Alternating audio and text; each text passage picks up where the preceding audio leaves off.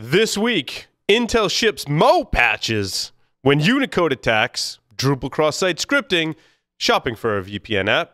A hacker wasn't hacking but went to jail anyway. Cracking your iPhone, Woz loses some Bitcoin, and a man sues Microsoft because his computer went belly up from patches. Jason Wood from Paladin Security joins us for expert commentary, so stay tuned for this episode of Hack Naked News. This is Security Weekly, for security professionals, by security professionals.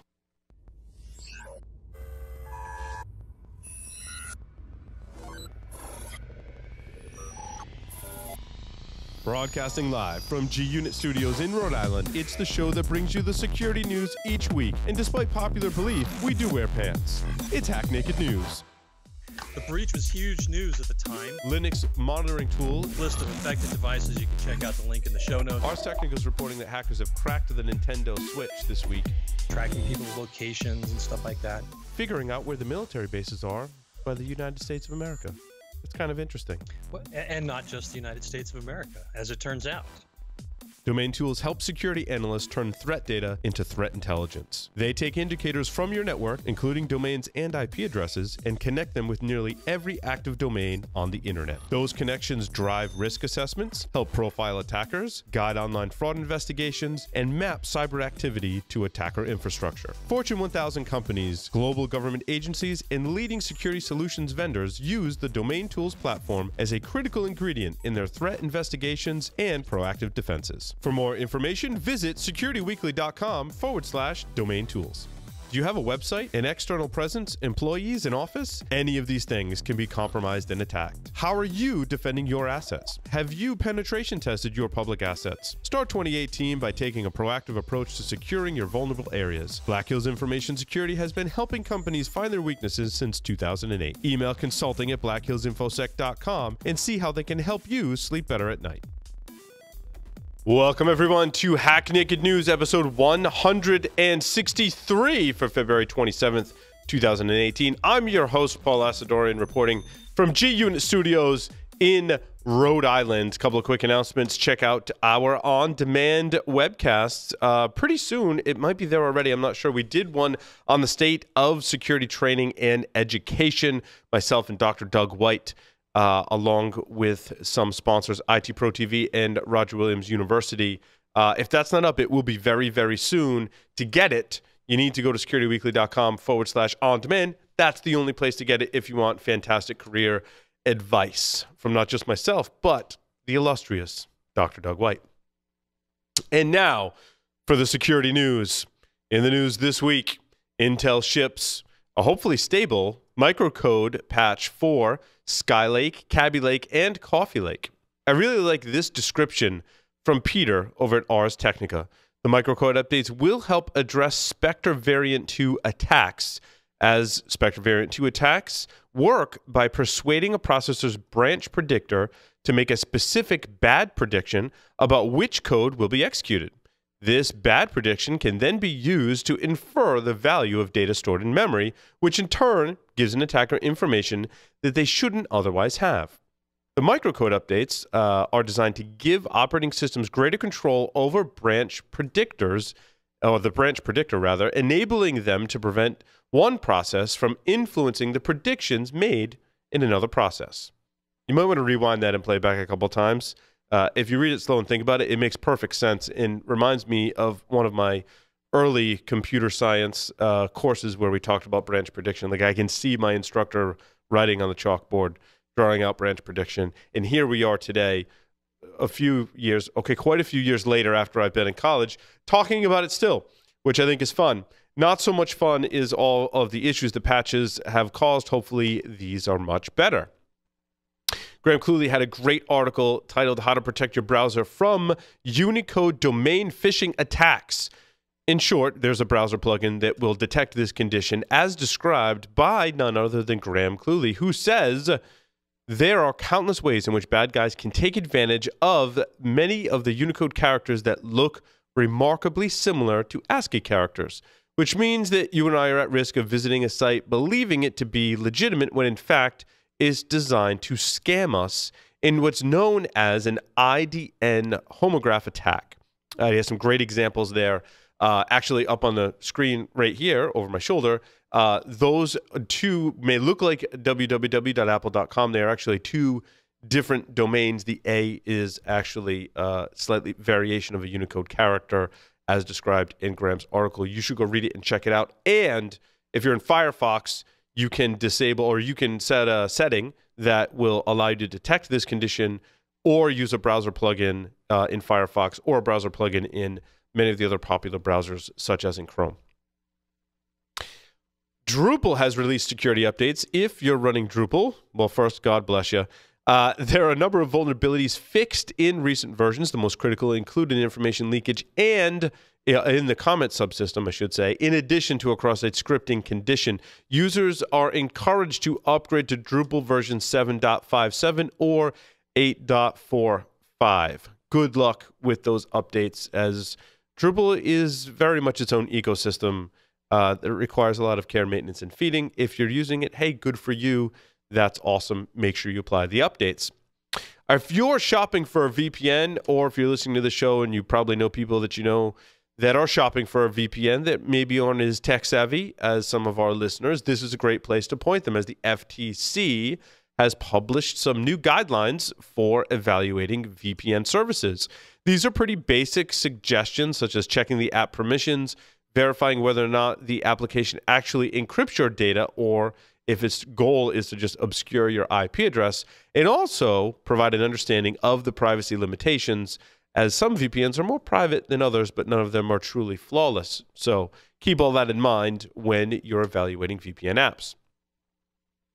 A hacker who never hacked anyone gets a 33-month prison sentence. Turns out you don't have to actually hack anything to be sentenced for computer crimes, as Taylor Huddleston, 26, of Hot Springs, Arkansas, discovered when he pleaded guilty in July 2017 to one charge of aiding and abetting computer intrusions by building and intentionally selling a remote access Trojan called NanoCore to hackers for $25. Besides the 33-month prison sentence handed down by judges on this past Friday, Huddleston also gets 2 years of supervised release.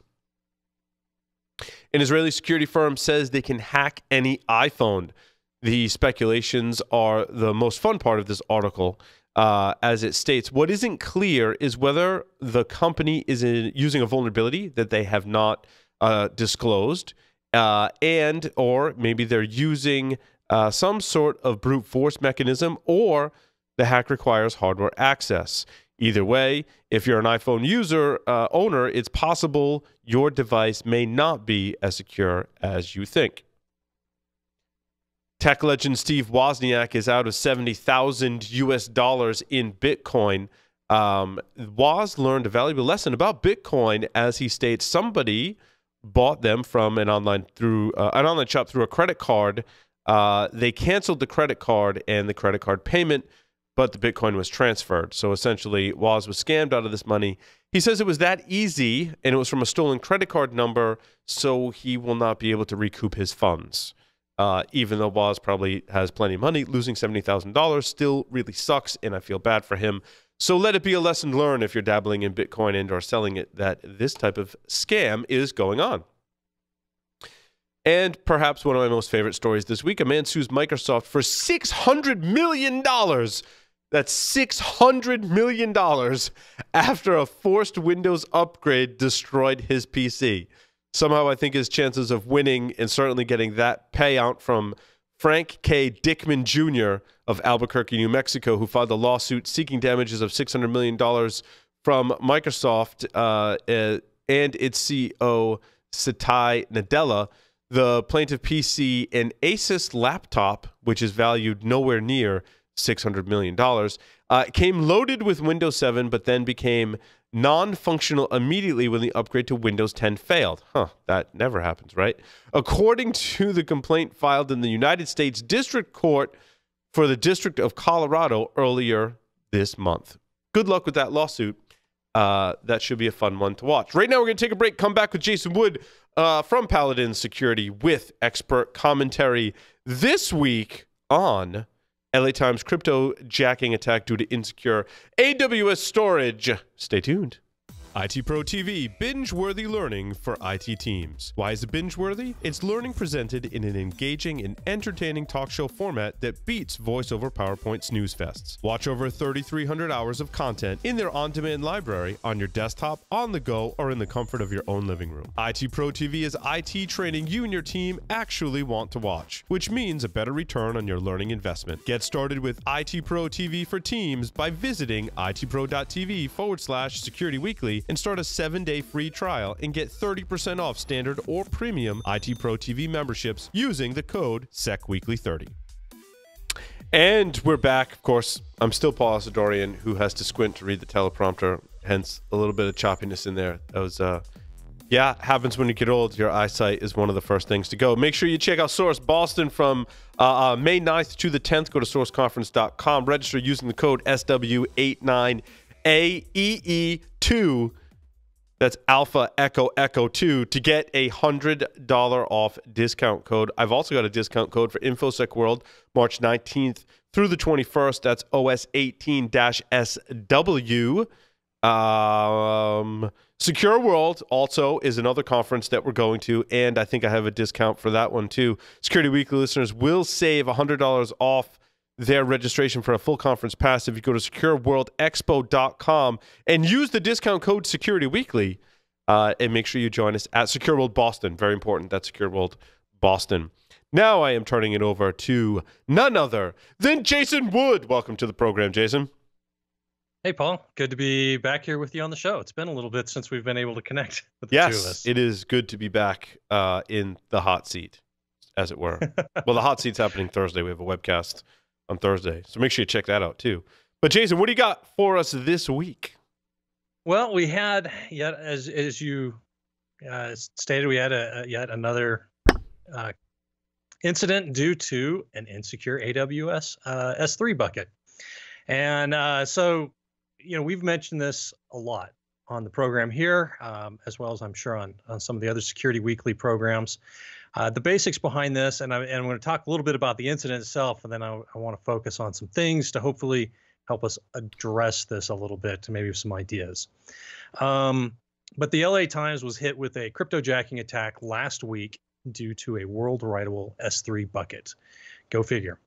The researchers at Bad Packets Report actually found this issue because they were just digging around for writable S3 buckets, and lo and behold, they found one for LA Times, and it was running this, had this cryptojacker set up in it.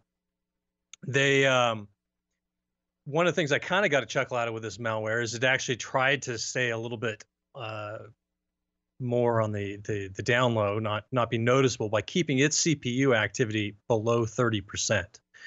So they wanted to try and last a little bit longer without detection.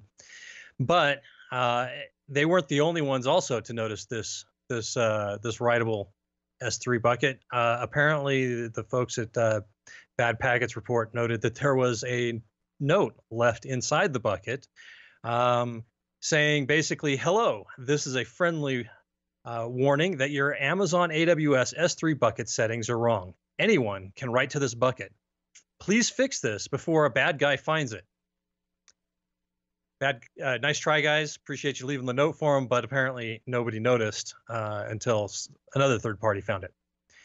Anyhow, it was interesting to the issue finally was resolved when Bad Packet Reports notified the LA Times and they got it fixed.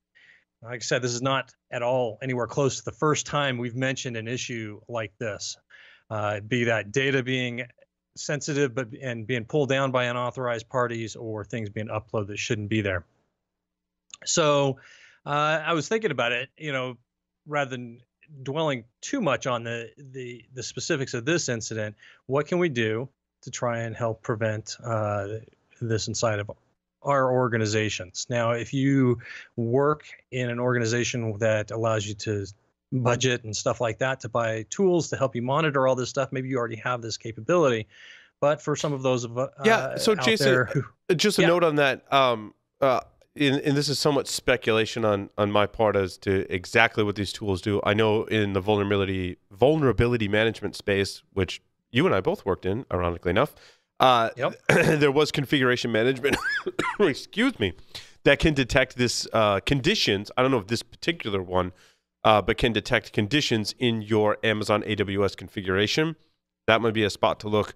Also, CASBs, Cloud Access Security Brokers, also have like this vulnerability light detection capability that could potentially also detect this condition. So if you are using a CASB and or vulnerability management, you may want to go back to your respective vendors and ask them if they can, and you mentioned a Python tool here, which I think is awesome, but essentially need to pull your permissions on what all your S3 shares have currently set, correct?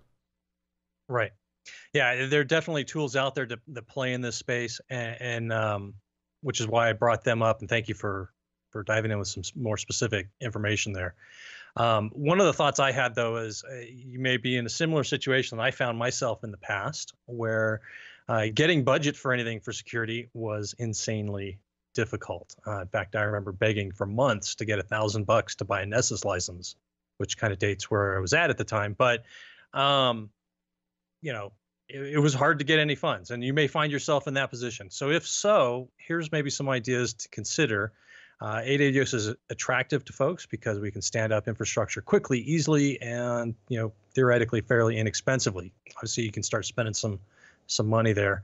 But the thing about AWS is that it is written with a target audience of developers. It has a huge API that allows you to pretty much do anything that you would be doing inside the web interface. So let's take a look at making use of that. Now, I've done this in the past where I've done some scripting in AWS myself to do things like pull inventories of instances and things like that. So we're going to take an additional step into that with this little quick script we can write here. So to do this, though, in preparation for writing any scripting to AWS, we're going to need an API key. Now, this is something that you're probably going to have to get from somebody else, either in operations or development. And make sure you're asking for an API key with the appropriate permissions. You don't need an admin key to do a lot of this scripting, particularly when we're just pulling information. Obviously, it's still sensitive, right? We're sucking out configuration information, so you still need to protect it. So anyhow, we get our API key, plug that into our script here, and some ideas as I was looking at this. What's our goal with this? Well, we want to find out what S3 buckets do we have, and what are the permissions assigned to them. And one of the things that we're going to run into, obviously, is that the number of S3 buckets and their names and the regions that they may be in are going to change. So we're going to have some resiliency built into our script. And so I just sat there thinking about this. What are some of the different things I'm going to need to do? And here's 5 steps that I came up with that I'm going to need my script to do. One, I'm going to need to query AWS and say, hey, give me the names and the locations of all of the buckets we have in all regions. We may not be using an EU, a European Union region at this point, but who knows what will happen in the future. So make sure we're pulling all of the regions so that we catch things as they change. For each bucket, we're then going to grab its name and any resource location information that we need. And then we just simply pull the permissions for each of those buckets down and save that off into a list. Once we have that saved off into our script, to a variable or an array or what have you, we can just run through it real quick and see, okay, which ones are noted as world writable, or what other permissions in there that would be interesting to your organization. You find a development account, for example, that maybe has write permissions to production bucket. Whatever is interest. In this case, we're focusing on the world writable, but you can obviously adapt this. If you don't know what that would look like, create a quick bucket. Query for it. What does it look like when it's world writable? Then blow that bucket away when you're done. And then finally, you wrap this all up and you've got a script that you can run through and schedule up to run on a regular basis and send you alerts, send out a high priority alert the moment you see a bucket configured with world writable permissions to it, or whatever it is that you're looking at inside of this bucket. You can extend onto that and say what are file names and stuff like that as well. Now, this sounds like a fair bit, but it's really not that complicated. As Paul mentioned, I was referring to a Python library that helps you out with this. And it's called Bodo3. Allows you to do this really easily. I included a link in the show notes. to an example of it, but literally making a simple request against an AWS bucket to get its permissions took 3 lines of code in their example. So very, very straightforward and very readable. It's Python, so the syntax isn't too crazy. And really, it allows you a chance to brush off some of your scripting skills. You give it a try, and maybe you save yourself a headache later on down the line. So here's just an idea of, we talk about these issues that are occurring out there in the world. How can we address this? Well, in this case, just a little bit of Python script can get around not having some budget to give you at least a little bit of heads up that you might have a problem coming at you. A little bit of Python scripting is always a good thing. Jason Wood, thank you very much for appearing on this episode of Hack Naked News. Thank you, everyone, for listening and watching. See you next time.